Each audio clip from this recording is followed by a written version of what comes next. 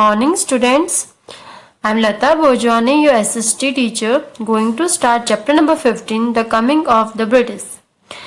इस चैप्टर में हम लोग ब्रिटिश के बारे में पढ़ेंगे, वो इंडिया में कैसे आए थे. Okay, in this chapter we will learn about how British arrived in India and they have established the East India Company and how the battles took place, how the British took the advantages from India for the expansion of their business. Okay British ने कौन कौन से advantage ली India से. Even British ने हमारे India को भी अच्छी तरह से डेवलप किया था उस टाइम.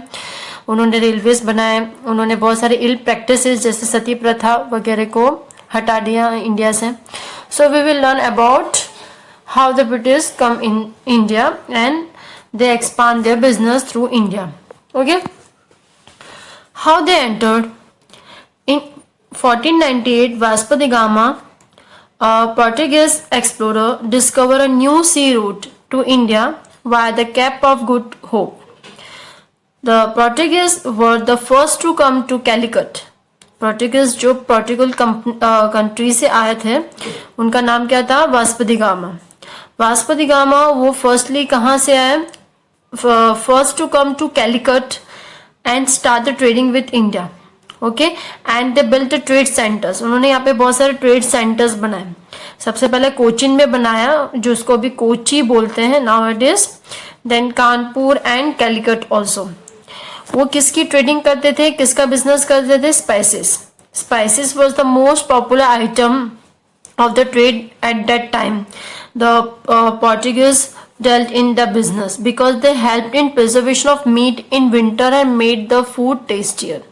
उनको स्पाइसेस डाल के जो हम यूज़ करते हैं स्पाइसेस हमारे घर में मिर्च मसाला वगैरह, वो उसका यूज़ कहाँ करते थे? वो प्रिजर्वेशन इन द मीट, मतलब मीट को प्रिजर्व करने के लिए during the winter time. As well as they made the food tastier. उनको फूड में टेस्ट लाने के लिए स्पाइसेस का यूज करते थे. So they have started trading from the India. They also traded in silk and gold also which were the considers very valuable in the whole of Europe. Europe में उस time इस silk और gold को बहुत ही valuable item माना जाता था. तो उन्होंने वो भी ट्रेडिंग करना स्टार्ट कर दिया from India. And they have expanded their business through the spices and silk and gold from the India. Then the Dutch followed the Portuguese and into the India and established the trade centers. उसके बाद Dutch आए after the Portuguese. उन्होंने भी यहाँ पे बहुत सारे trade centre stabilise किए, बनाए, सेटअप किए. Then the British came and the Dutch gave up their centers as they were more interested in East Indies. वो ब्रिटिश जब आए थे लेकिन डच उनके सामने कंपैरेटिवली खड़े नहीं रह पाए. उसके बाद उन्होंने डच लोगों ने गिव अप कर दिया. And the taste of India's property riched England through the British travellers who came to India. British travellers यहाँ पे आने लगे, ट्रेडिंग करने लगे. ठीक है, स्पाइसेस वगैरह, गोल्ड, सिल्क का ट्रेडिंग होने लगा. The British merchants formed English East India Company in 1600 CE. British लोग ट्रेडिंग करना चाहते थे इंडिया में, डेट्स में उन्होंने एक कंपनी बनाई जिसका नाम है English East India company with the permission from the queen Elizabeth. जब क्वीन ऑफ इंग्लैंड की क्वीन एलिजाबेथ से उन्होंने परमिशन ली, देन आफ्टर उन्होंने एक कंपनी फॉर्म की जिसका नाम था इंग्लिश ईस्ट इंडिया कंपनी.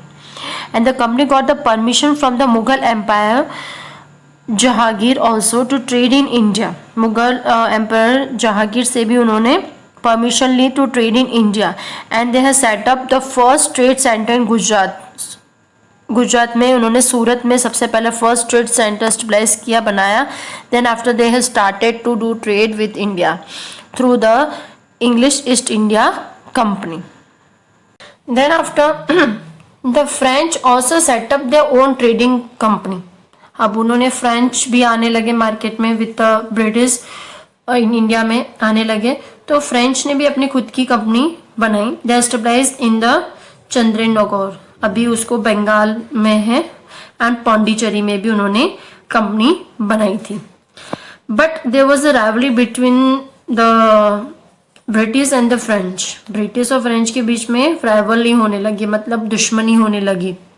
ठीक है, They have because British and the French, as each of them tried to establish new and larger colonies in India. French चाहता था कि मेरी कॉलोनीज ज़्यादा बने इंडिया में, मेरा राज ज़्यादा हो, ब्रिटिश चाहता था मेरा हो. Then after there was a clash between the two. Clash between the two मतलब दोनों के बीच में लड़ाइयाँ होने लगी, बैटल्स होने लगे, which result in the French being defeated by the British. Lastly क्या हुआ, फ्रेंच हार गया ब्रिटिश से. एंड फ्रेंच ने से Pondicherry, the French were allowed to keep only Pondicherry, Pondicherry ही उन्होंने अपने पास रखा, बाकी ब्रिटिश ने फ्रेंच को हरा दिया. Between the clash between French and British. What it now the Battle of Plassey. It took place in 1757.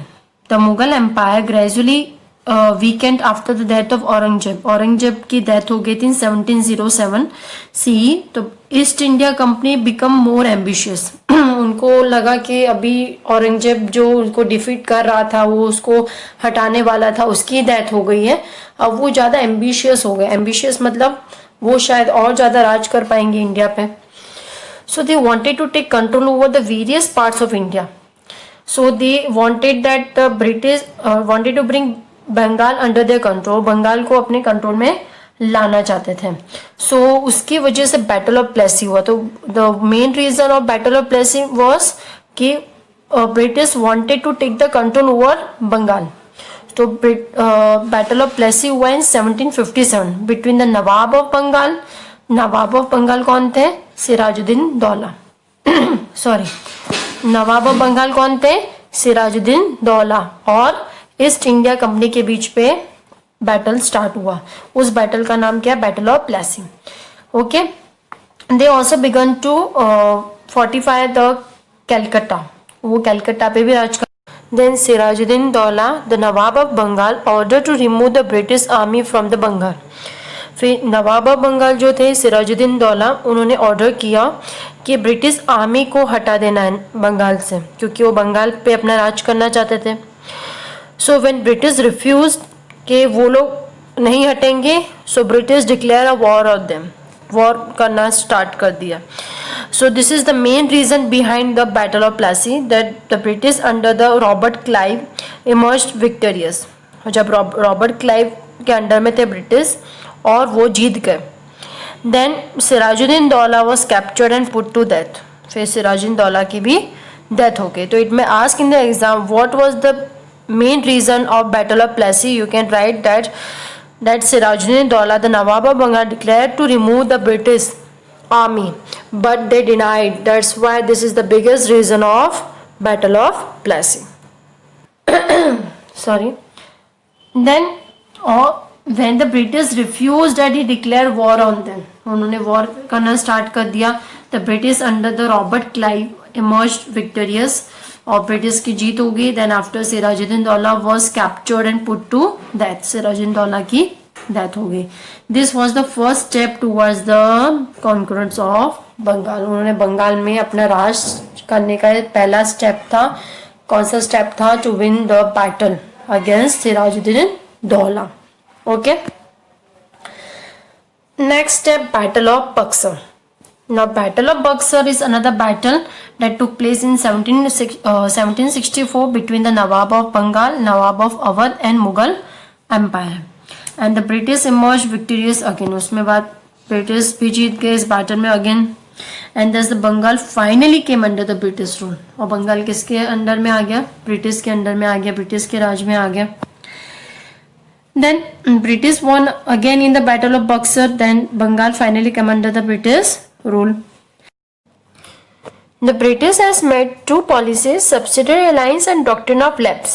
They become the rulers of India at that time. Subsidiary alliance was introduced by Lord Richard Wellesley, who was the Governor General of India from 1798 to 1805.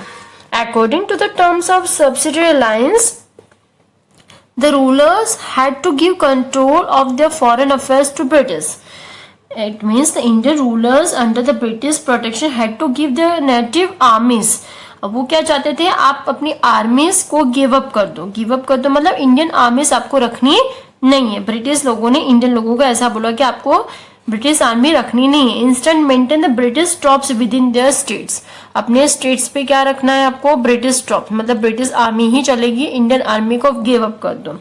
पर ये सवाल ये उठा उस time पे, अगर हम Indian army नहीं रखेंगे और किसी ने हम पे हमला कर दिया, वॉर कर दिया, तो हम उस टाइम पे क्या करेंगे?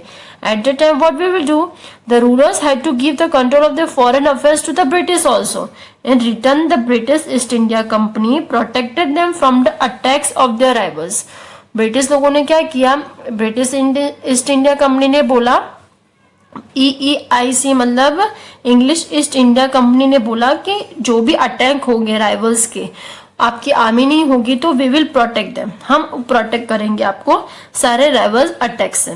तो according to subsidiary alliance the British rulers order to give up the native armies, मतलब हमारे आर्मीज को मेंटेन हमको नहीं रखना है, ओके। और British will protect us from any attacks of the rivals. Next policy was the policy of doctrine of lapse, was introduced by Lord Dalhousie, who was the Governor General of India from 1848 to 1856. According to this policy, the British had to take control of any Indian state. क्या करना चाहते थे वो? कोई भी Indian state पे control करना चाहते, बट हाउ, कैसे कंट्रोल करेंगे? If the ruler of that state had died without having a natural born heir which had to be the ruler's own son. इस पॉलिसी के अंडर में ऐसा था कि अगर कोई राजा की डेथ हो जाती है उसके राज्य में, तो वो उसका कोई सन नहीं है, नेचुरल हाय मतलब उनका खुद का कोई बेटा नहीं है, तो पूरा राज्य किसके हाथ में आ जाएगा? British. British will take the control of the state.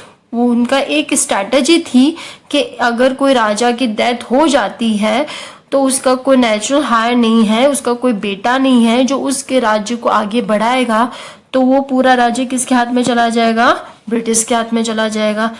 You might be seen movie Manikarnika. In Manikarnika also Rani Lakshmibai का कोई बेटा नहीं था, बेटा की डेथ हो गई थी, तो उन्होंने एक अडॉप्ट किया था सन, बाहर से अडॉप्ट किया हुआ सन ब्रिटिश लोग नहीं मान रहे थे, ओके। उन्होंने according to doctrine of lapse के हिसाब से बोला कि adoption will not take the control of the state after the death of raja और एनी क्वीन।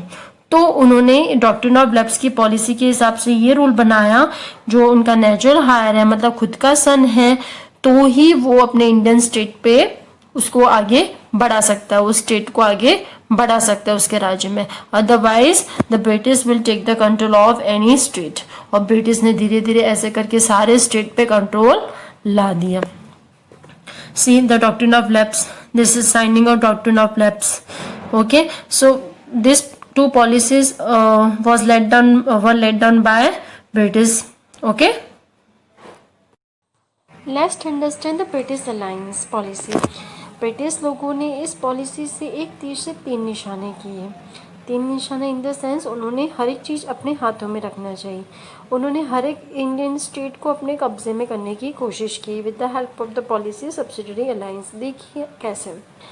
फर्स्टली ब्रिटिश लोगों ने most of the princely states, जो पहले तो प्रिंस का राज चलता था, तो प्रिंसली स्टेट्स को अपने अंडर में ले लिया without any spending money, without any doing war किए बिना, कोई पैसे लिए बिना, क्योंकि most of the state British लोगों के एग्रीमेंट में आ जाते हैं। जैसे हम कोई पेटीएम ऐप डाउनलोड कर रहे हो, वैसे वो ईजिली इस सब्सिडियरी अलायंस पॉलिसी को मान लिया करते थे।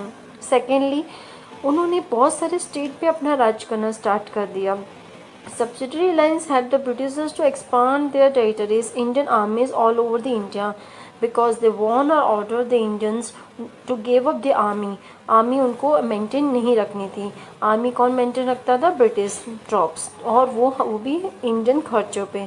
हम पैसे देते थे, इंडियन पैसे देते थे, और ब्रिटिश अपनी आर्मी को मेंटेन रखता था। So Britishers made Indian rulers to pay for it, Indian rulers has to pay for the British army. Third उन्होंने क्या किया, ब्रिटिश लोगों ने यूरोप की कोई भी ट्रेडर्स को या ट्रेड करने के लिए रुकने नहीं दिया।